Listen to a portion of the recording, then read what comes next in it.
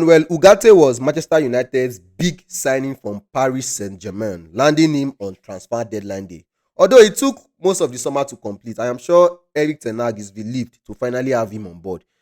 United paid an initial £42 million for Ugarte, and with Casemiro struggling in recent games, Ugarte's arrival could not have come at a better time. In the 3-0 loss to Liverpool just before the international break, Casemiro had a rough day, contributing to two of the goals with costly mistakes. Even Kobe Mainu, who had a somewhat decent performance, was robbed in the build-up to one of Liverpool's goals.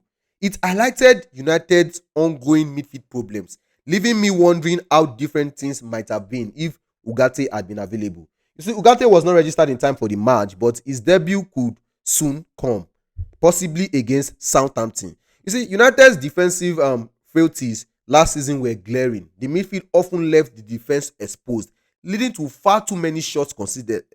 We have United conceding 667 in total. 667 shots conceded. That is just behind Sheffield United that relegated. It's obvious United needs a stronger presence in the midfield, and Ugarte looks like a player that can provide that.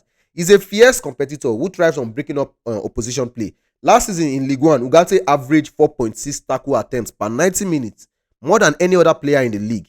His 2.7 successful tackles per game were unmatched. Yes, he committed his share of fouls, about 2.1 per game, but that's part of the package with a player who is willing to do dirty work. If a player is willing to do dirty work, then he will commit fouls.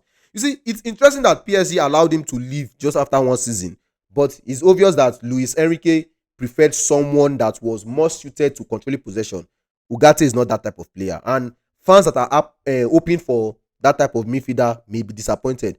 But that does not mean that Ugarte's passing is not effective. He completed 91.4% of his passes last season, though his game is more about simplicity than adventure, with only 3.2% of his passes classified as progressive passes. For me, that is not a big concern for United. United under Ten Hag have been at their best when playing as a transition team, rather than trying to dominate possession like Manchester City or Arsenal.